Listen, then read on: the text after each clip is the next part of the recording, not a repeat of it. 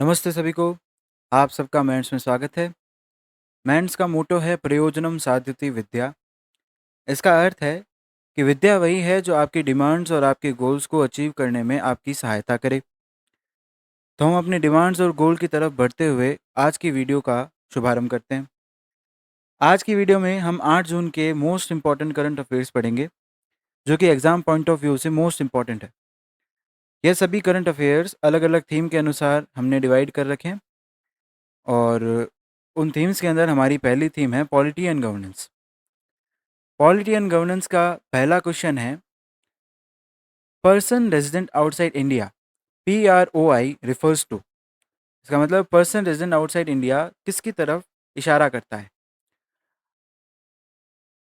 ये एक umbrella term है जिसके अंदर बहुत सी अलग अलग टर्म्स इंक्लूडेड है। तो हम देखते हैं इसके ऑप्शंस क्या क्या हैं। Not in Indian resident including NRIs, foreign nationals, overseas citizens of India, या ऑल ऑफ द अबव। जैसे कि मैंने कहा कि एक अम्ब्रेला टर्म है, इसके अंदर not in Indian resident including NRIs भी इंक्लूडेड है, फॉरेन नेशनल्स भी इंक्लूडेड है, और ओवरसीज सिटीजन्स ऑफ इंडिया भी इंक्लूडेड है। ये तीनों मिलके एक अम्ब्रेला टर्म के अंदर इंक्लूडेड है, जो कि अम्ब्रेला टर्म हमारी है पर्सन रेजिडेंट आउटसाइड इंडिया। तो इसका आंसर होगा all of the above. All of the above के साथ हमारा पहला क्वेश्चन ये है।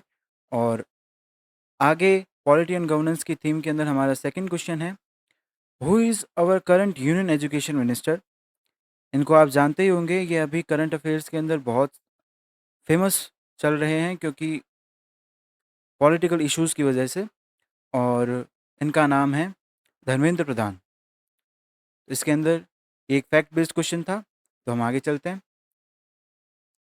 अगला इसी थीम के अंदर अगला क्वेश्चन है हमारा, consider the following statement regarding the panchayat advancement index. Panchayat advancement index के अनुसार आप आगे के स्टेटमेंट्स को देखिए।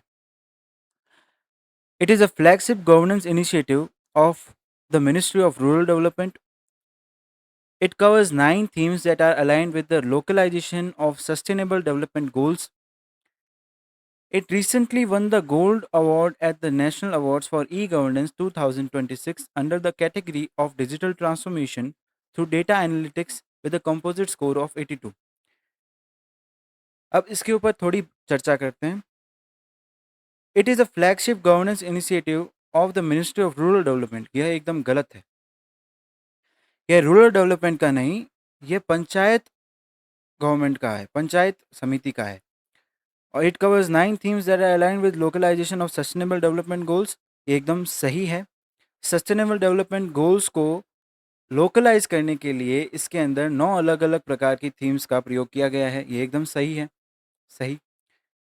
It recently one the gold award at the national awards of e governance 2026 under the category of digital transformation through data analytics with a composite score of 82। ये भी एकदम सही स्टेटमेंट है। तो हमारा आंसर हो जाएगा 2। इनमें से दोनों सेकंड और थर्ड स्टेटमेंट एकदम सही है, तो 2 हमारा आंसर हो जाएगा। इसके एक्सप्लेनेशन की तरफ चलते हैं। Statement 1 is incorrect. The panchayat panchayat advancement index, panchayat advancement index is a flagship governance initiative for ministry of Panchayati Raj, not the ministry of rural development. तो ये जैसे हमने कहा कि पंचायती राज के अंदर आता है, ना कि मिनिस्ट्री ऑफ रूरल डेवलपमेंट के अंदर। और स्टेटमेंट 2 और 3 हम पहले एक्सप्लेन कर चुके हैं, और फिर भी एक बार देख लेते हैं। The framework covers 9 themes specifically align with the localisation of sustainable development goals. एकदम सही कह रहा है कि localisation of sustainable development goals के अंतर्गत ये 9 अलग अलग थीम्स के ऊपर काम करता है। स्टेटमेंट 3 भी एकदम सही है, क्योंकि national awards for e governance के अंतर्गत इसे गोल्ड अवार्ड मिला है digital transformation through data analytics के अंदर। और panchayat advancement indexes compose scoring system के अंदर हमारे पास 1, 2, 3, 4 और 5 अलग अलग तरीके की कैटेगरीज है। Achiever, front runner, performer, aspirant और बिगिनर। ये अलग अलग स्कोर पे डिपेंड करता है कि जिसके 40 से कम स्कोर है वो बिगिनर है, 40 से और 60 के बीच में है तो वो एस्पिरेंट है, 60 से और 75 के बीच में है तो वो परफॉर्मर, और फ्रंट रनर जो है वो 75 और 90 के बीच में है, जिसके अंदर अभी हमारा पंचायत एडवांसमेंट इंडेक्स के अंदर ये इसी के अंदर फॉल करता है। और अचीवर जो है जो 90 से अबोव है। तो इसके साथ हमारी इसकी एक्सप्लेनेशन ख़त्म होती है और हमारी पहली थीम भी ख़त्म होती है। हम अपनी अगली थीम की तरफ बढ़ रहे हैं, जिसका शीर्षक है इकोनॉमिक सिनेरियो। इकोनॉमिक सिनेरियो के अंदर what is the estimate growth in gross domestic product GDP of India in year 2025-26। इस क्वेश्चन के अनुसार ये पूछ रहा है कि 2025-26 की एस्टिमेटेड जीडीपी ग्रोथ इंडिया की क्या रही। 7.1%, 7.7%, 6.4% या 6.3%। इंडिया ने इस साल थोड़ा अच्छा जीडीपी ग्रोथ दिखाते हुए 7.7% के अंदर अपनी स्ट्रॉन्ग एस्टिमेटेड वैल्यू को शो किया है। इसके एक्सप्लेनेशन के हिसाब से 261 फाइनेंशियल ईयर 23 के अंदर थी, 24 में 7.2, 25 में 7.1 इंक्रीज एंड 26 के अंदर 7.7 इंक्रीज। तो एस्टिमेटेड 7.6% से थोड़ा सा ज़्यादा है और ये एक बहुत अच्छा इंडिकेशन है। इसी न्यूज़ के साथ हमारे जो करंट आरबीआई गवर्नर है संजय मल्होत्रा, जो कि 26th आरबीआई गवर्नर है, उन्होंने एक और न्यूज़ दी कि 2026-27 ईयर के स्पैन के अंदर एस्टिमेटेड ग्रॉस डोमेस्टिक प्रोडक्ट जो होगा वो होगा 6.6%, जो कि एक बहुत ही इन इंक्लाइन डिप हो गया हमारे जीडीपी ग्रोथ के अंदर। पर including the circumstances the country has faced in this year, this is the whole about estimated value. Now, international relations.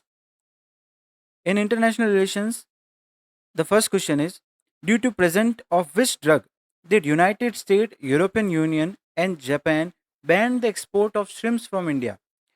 ये क्वेश्चन हमें पूछना चाह रहा है कि ऐसे कौन से ड्रग की मौजूदगी की वजह से यूनाइटेड स्टेट, यूरोपियन यूनियन और जापान ने श्रिम्प्स की एक्सपोर्ट के इंडिया द्वारा श्रिम्प के एक्सपोर्ट पर बैन लगा दिया।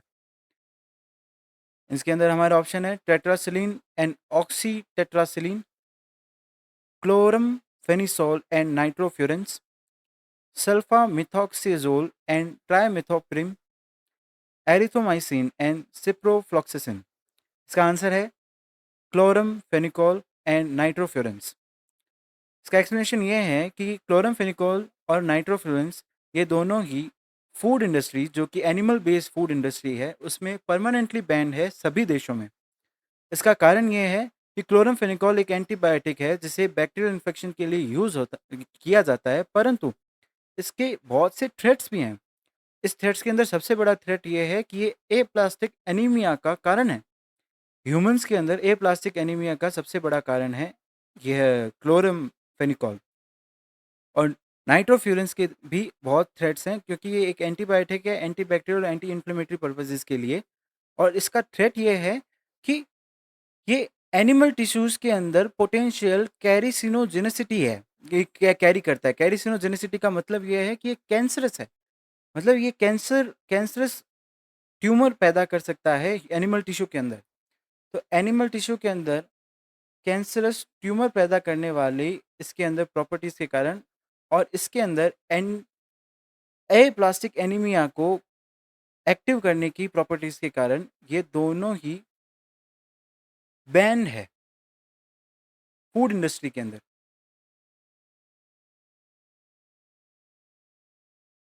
फूड इंडस्ट्री के अंदर बैन होने के कारण और इसकी मौजूदगी हमारे द्वारा इंडिया द्वारा एक्सपोर्टेड श्रिम्प्स के अंदर मिलने के लिए यूनाइटेड स्टेट्स, यूरोपियन यूनियन और जापान ने इस एक्सपोर्ट को बैन कर दिया, क्योंकि ये सही हेल्थ के लिए बहुत खतरनाक चीज़ है। हम अपने अगले क्वेश्चन की तरफ बढ़ते हैं। तो consider the following statement regarding the trends in India's oil imports in April 2026।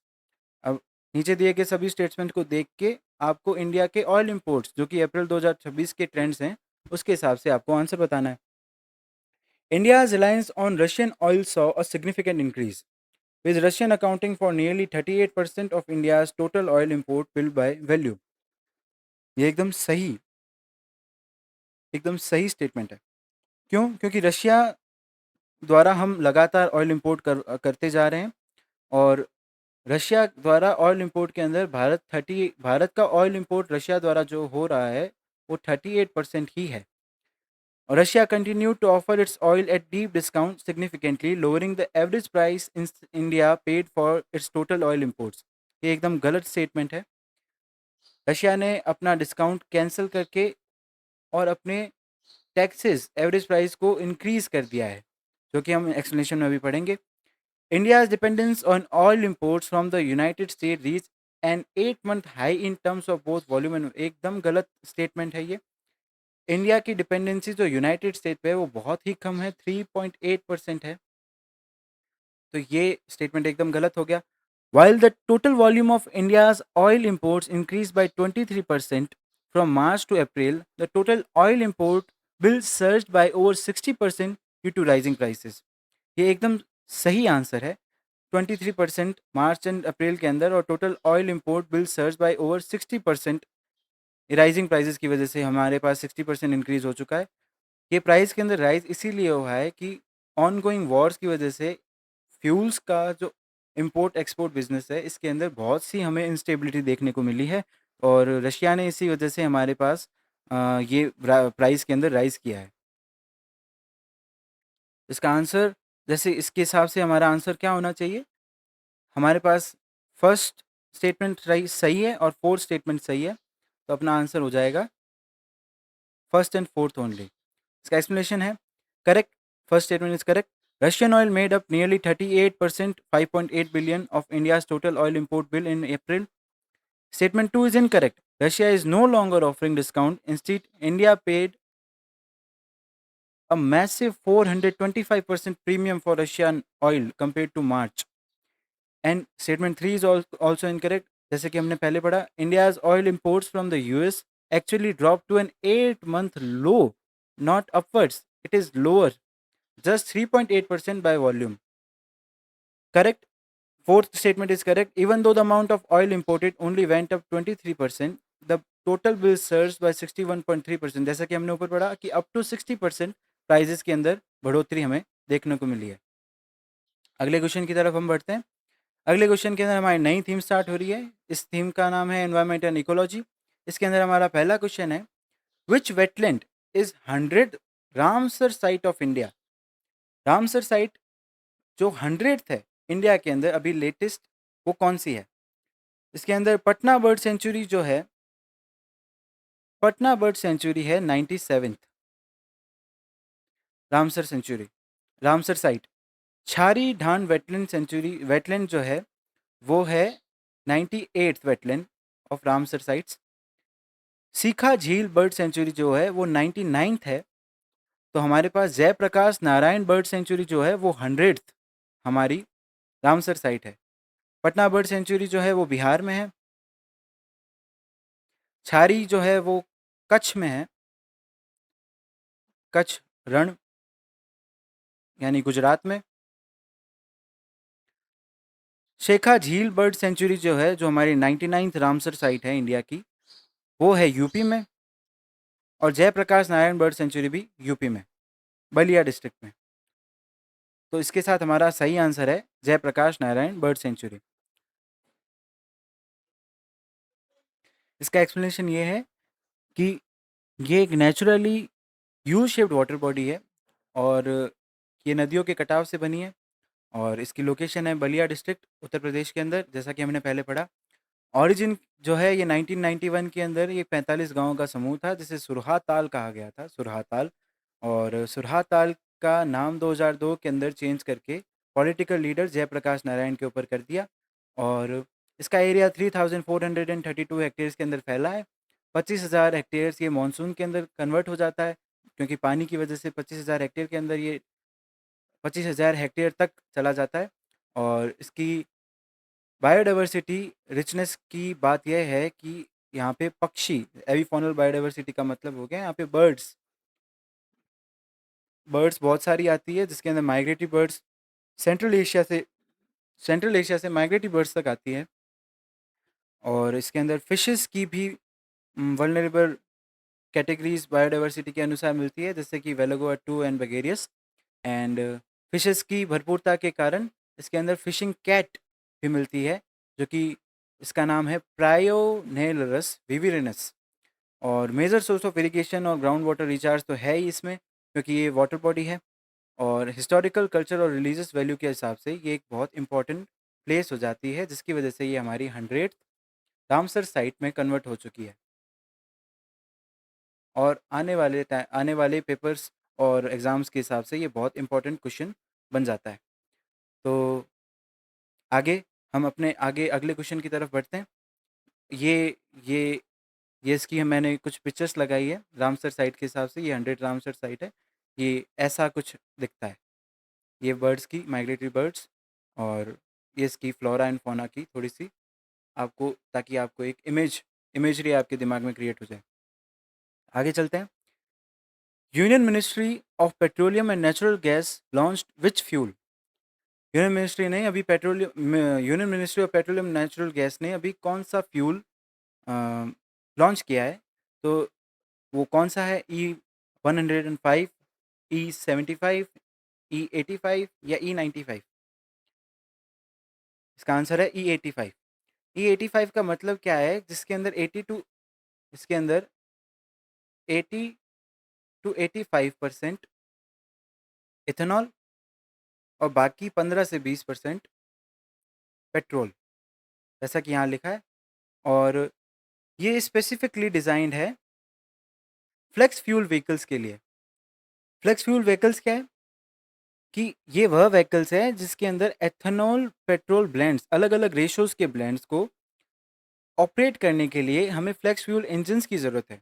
और फ्लेक्स फ्यूल इंजन्स वाले व्हीकल्स फ्लेक्स फ्यूल व्हीकल्स हैं। सो फ्लेक्स फ्यूल व्हीकल्स कौन से तरीके के एथेनॉल ब्लेंडेड पेट्रोल्स को या फ्यूल्स को एग्जामिन कर सकते हैं? E20 से लेके E100 तक, मतलब 100% इथेनॉल पे भी ये इंजन्स वर्क कर सकते हैं। तो इसका सिग्निफिकेंस ये हो गया कि भाई हम ग्रीन हाउस गैस एमिशन को रोक सकते हैं, और रोक तो मतलब कम कर सकते हैं। Enhances energy security by lowering crude oil imports कम होने की वजह से हमारी एनर्जी सिक्योरिटी बढ़ेगी। और ये एथेनॉल प्रोडक्शन जो है वो एग्रीकल्चर के अंदर भी फार्मर की इनकम्स को इंक्रीज़ करेगा, क्योंकि एथेनॉल जो है वो एग्रीकल्चर फीड स्टॉक से बनता है, और उससे बनने की वजह से फार्मर की इनकम के अंदर ग्रोथ होगी। और इसी के साथ मैंने यहाँ पे एक डायग्राम भी दिखाया है कि एथेनॉल ब्लेंडिंग के अंदर E85 लॉन्च इन दिल्ली। और ऐसा कुछ आगे अब ये सिर्फ इमेजरी के लिए है, क्योंकि इमेज जो है माइंड के अंदर बनने से हमारी रिकग्निशन उस चीज़ के लिए स्ट्रांग हो जाती है। तो चलिए हम आगे बढ़ते हैं। आगे साइंस एंड टेक्नोलॉजी के अंदर हमारे क्वेश्चन स्टार्ट हो रहे हैं। साइंस एंड टेक्नोलॉजी के अंदर हमारा पहला क्वेश्चन है, quantum chip Majorana 2 is related to. मतलब क्वांटम चिप मेजोराना किससे संबंधित है? माइक्रोसॉफ्ट, इन्फोसिस, TCS या एनवीडिया? इनमें से कौन सी ऐसी कंपनी है जिसने मेजोराना 2 का निर्माण किया है या मेजोराना 2 को बिल्ड किया है? इसका आंसर है माइक्रोसॉफ्ट। माइक्रोसॉफ्ट ने मेजोराना 1 भी क्रिएट किया था, और ये इसका अपग्रेडेड वर्जन है। Microsoft next generation topological quantum chip के ऊपर डेवलपमेंट कर रहा है, और माइक्रोसॉफ्ट एकमात्र तो नहीं पर मेजोरिटीली टोपोलॉजिकल क्वांटम चिप का उपयोग करने वाली कंपनी है। और टोपोलॉजिकल चिप के साथ माइक्रोसॉफ्ट AI के अंदर एनहांसमेंट लाने की कोशिश कर रहा है। Agentic AI system independently planning. And Majorana 2 के मेन फीचर्स ये हैं कि की फीचर्स ये हैं कि ये 1000x मोर रिलायबल है मेजोराना 1 से, और इसकी कोहेरेंस जो है 26 एवरेज क्यूबिट लाइफ टाइम ज़्यादा है मेजोराना 1 से। इसका मतलब जिसको यह 1 मिनट से भी ज़्यादा के अंदर कर देते हैं। अब इससे हमें एक नई टर्म देखने को मिली, क्यूबिट। क्यूबिट क्या है? क्यूबिट का मतलब ये है कि जैसे हम कंप्यूटर बेसिस पे देखते हैं तो इसकी स्मॉलेस्ट यूनिट होती है बिट। वैसे ही क्वांटम कंप्यूटर्स के अंदर हो जाती है वो क्वांटम बिट, जिसको हम शॉर्ट फॉर्म में बोल देते हैं क्यूबिट। क्यूबिट। तो quantum bit is nothing but a qubit. होता क्या है कि बिट हमें दो तरीके के आंसर देता है, ट्रू या फॉल्स, या फिर 0 या 1। इसका आंसर हमें दो ही आंसर दे सकता है, या ट्रू या फॉल्स। बट क्वांटम बिट जो है वो हमें साइमल्टेनियसली ट्रू और फॉल्स को एक साथ बता सकती है कंडीशन के अनुसार।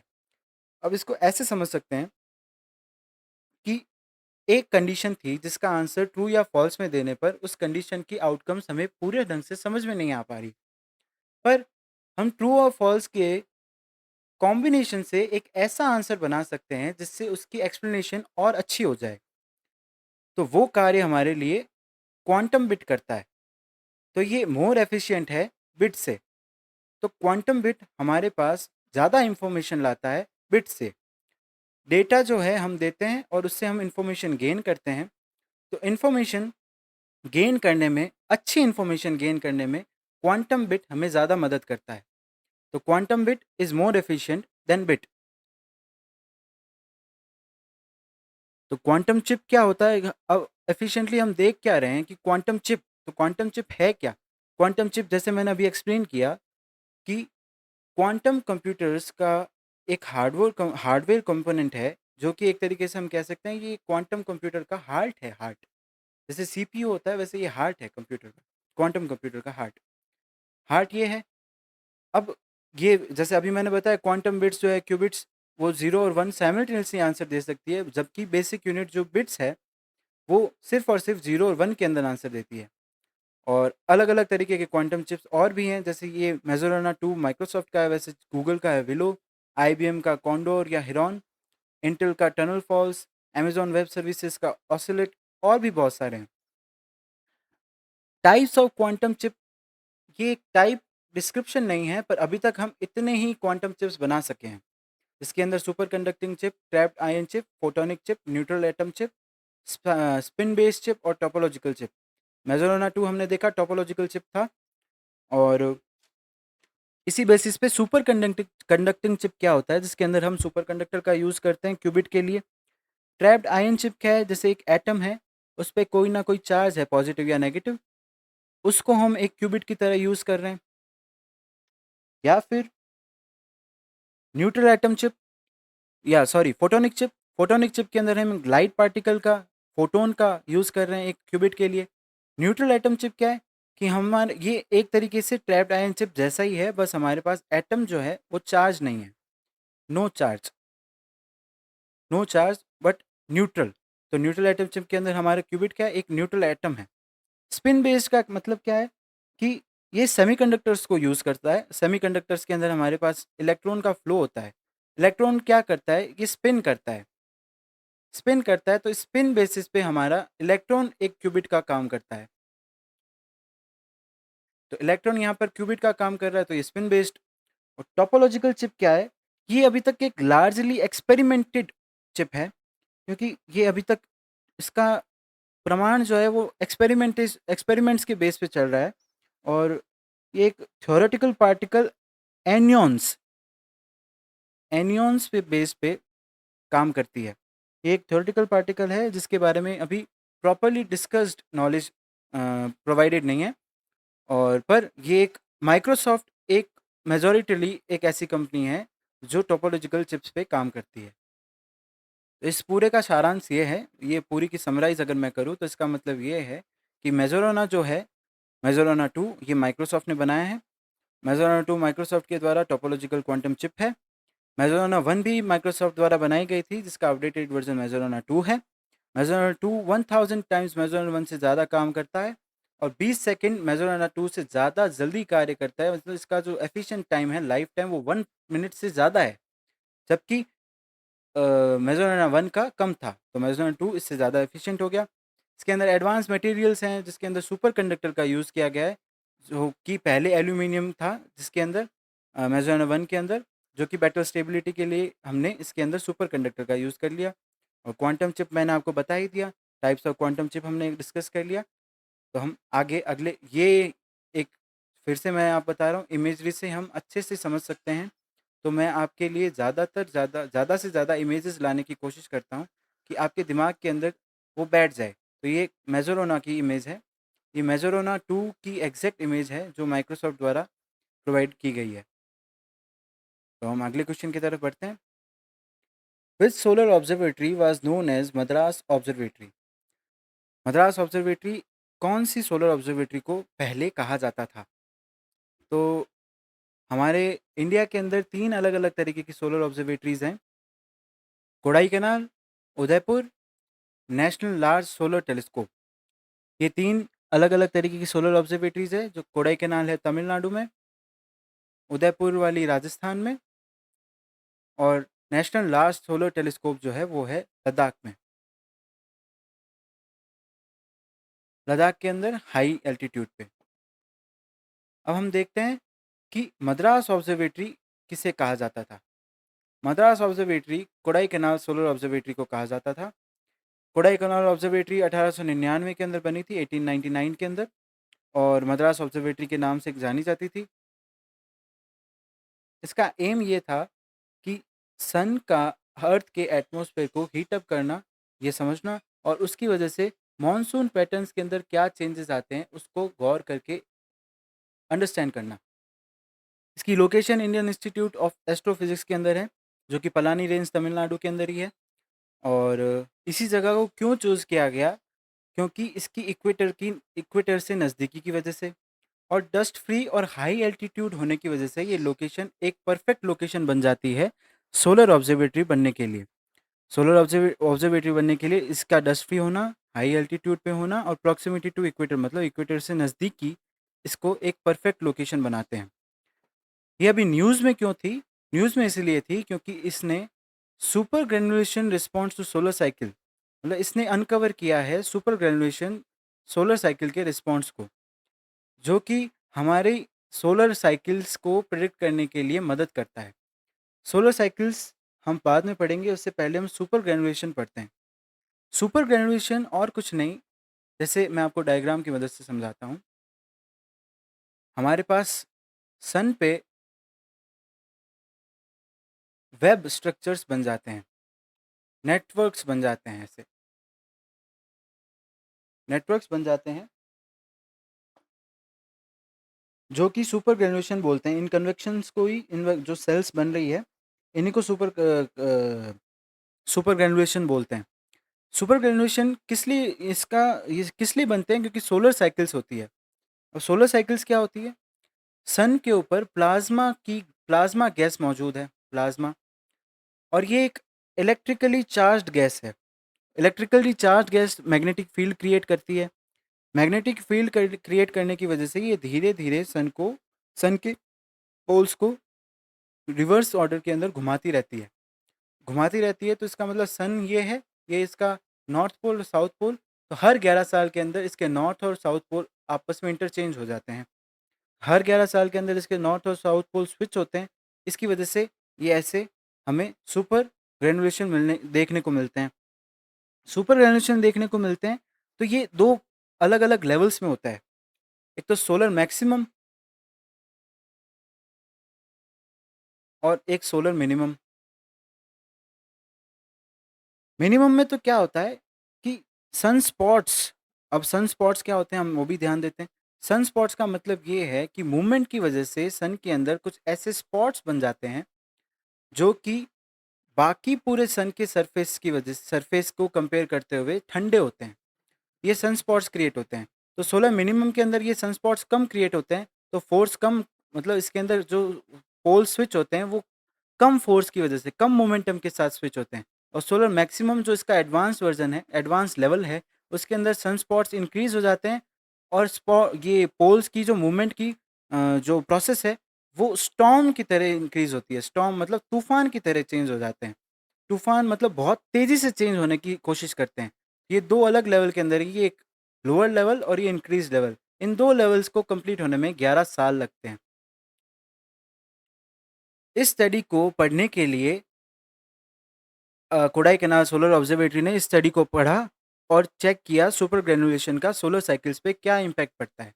तो ये एक इम्पैक्ट था सोलर साइकिल्स का सुपर ग्रेनुलेशन पे। और इस इम्पैक्ट का हमें पता होना कि 11 साल में होते हैं, हमारे पास साइकिल्स की प्रेडिक्शन का एक अच्छा माध्यम बन चुका है। तो ये एक बहुत ही खुशखबरी है भारत के लिए कि भारत की एक सोलर ऑब्जर्वेटरी ने एक ऐसी खोज की है। और इसी के साथ हमारे आज के क्वेश्चंस कंप्लीट होते हैं। मैं आशा करता हूँ कि आपको आज के क्वेश्चंस की एक्सप्लेनेशन अच्छी लगी होगी। और अगर आपको आज के क्वेश्चंस की एक्सप्लेनेशन अच्छी लगी है तो प्लीज़ ऐसे ही वीडियोस, एक्सप्लेनेटरी वीडियोस को एक्सपीरियंस करने के लिए आप प्लीज़ हमारा चैनल सब्सक्राइब कीजिए। हमारे चैनल के माध्यम से आपको ऐसे ही नॉलेजेबल वीडियोस मिलती जाएगी और ये वीडियोस डेली करंट अफेयर्स की है। तो आप सब्सक्राइब कीजिए और बेल आइकन को दबा दीजिए और प्लीज़ हमारा वीडियो लाइक कीजिए और शेयर भी कीजिए। Thank you.